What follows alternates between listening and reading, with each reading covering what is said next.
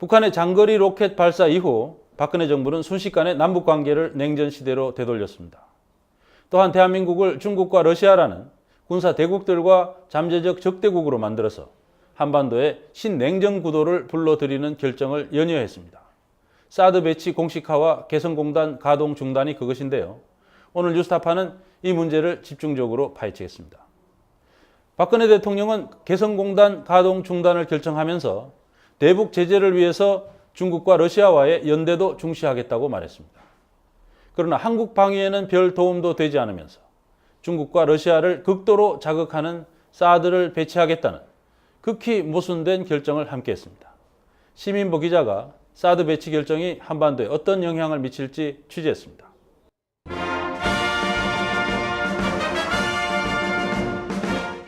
지난 2월 7일 북한은 위성을 쐈다고 발표했습니다. 지구 관측 위성 광룡성 4호가 지구를 박차고 만리대공으로 날아올랐습니다. 미국을 비롯한 해외 주요 언론들 역시 북한이 쏘아 올린 것을 로켓 또는 위성이라고 불렀습니다. 그런데 유독 우리 정부와 언론은 이를 장거리 미사일이라고 규정했습니다. 장거리 탄도미사일을 발사했습니다. 북한은 결국 장거리 미사일을 발사했습니다. 로켓이나 위성보다 미사일이 훨씬 더 위협적으로 들립니다. 우리 정부와 언론은 북한의 위성 발사 기술이 미사일에 적용될 수 있기 때문에 미사일이라 부른다는 논리를 펴고 있습니다.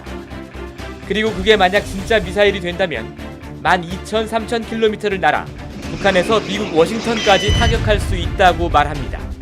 미사일로서 개발이 되면 한 12,000, 13,000km 정도의 사정거리를 갖는 미사일의 성능이 될 것이다 이렇게 보고 있습니다.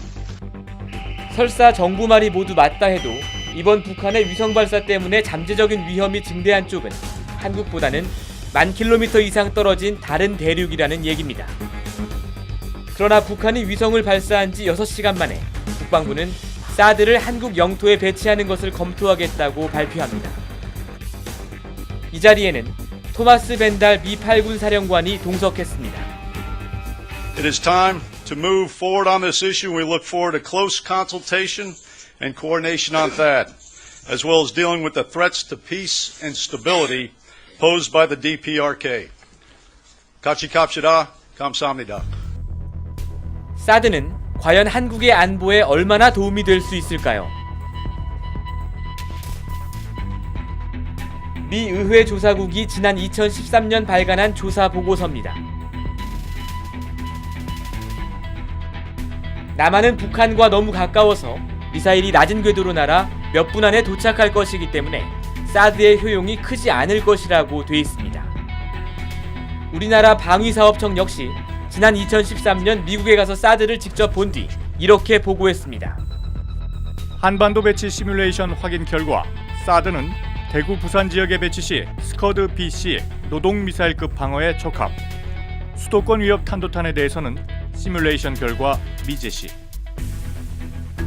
일부 남쪽 지역에 북한의 일부 미사일 기종을 방어하는 데는 효과가 있을 수 있지만 수도권 방어에는 별 소용이 없다는 뜻입니다. 그런데 미국은 왜 효과를 장담할 수도 없는 사드를 한국에 배치하려고 하는 것일까요? 사드의 구성 요소 가운데 하나인 X밴드 레이더입니다. 이 레이더는 방식에 따라 전방 1,800km까지 탐지할 수 있습니다. 중국 베이징과 러시아 극동 지역이 감시 범위에 포함됩니다. 사드 레이더를 통해 수집된 정보는 미국은 물론 주일미군을 통해 일본에까지 즉각 공유됩니다. 사드가 미사일 방어망, MD라고 하는 거대한 네트워크의 일부라고 불리는 이유입니다. 사드 시스템은 다 다른 MD 시스템하고 연동되어 있습니다. 패트리어트 시스템, 이지스 탄도미사일 방어 시스템, 그다음에 미국 본토를 방어하는 GMD 시스템, 이게 다 이제 연동되어 있기 때문에 이 시스템이 따로 노는 것이 아니죠. 다 연동돼서 이렇게 운영되고 있고. 한국이 사드를 통해 MD에 사실상 편입되면 미사일 정보를 기초로 한 한미일 삼각 군사동맹이 완성되고 이 동맹은 북한뿐 아니라 중국과 러시아까지 겨냥할 수 있게 됩니다. 사드 배치를 중국과 러시아가 반대하고 미국과 일본이 환영하는 이유입니다. 미국은 이 때문에 조지 부시 대통령이 당선된 2001년부터 한국을 MD에 끌어들이기 위해 애써왔습니다. 그러나 역대 한국 정부는 미국의 요구를 애써 모른 척하며 MD 참여를 회피해왔습니다. 김대중 대통령은 한미 정상회담에서 끝내 한국의 MD 편입을 유보했고, 노무현 대통령 역시 패트리어트 미사일과 이동식 레이더를 받아들였지만 공식적으로는 MD라는 용어를 쓰지 않았습니다. 이명박 대통령은 미국과 합동으로 해상 미사일 방어 훈련을 실시하면서도 공식적으로는 MD 참여를 부인했습니다.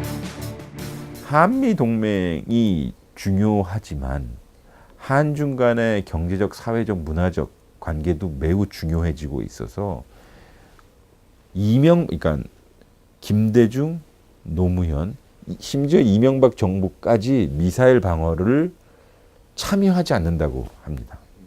그리고 나서 우리가 하는 것은 대북 억제가 중요한 것이니 최소한의 한국형 미사일 방어 체제를 한다고 합니다. 그래서 패트리엇 미사일을 가져오고요. 최소한의 탐지 체계를 가져온 것입니다.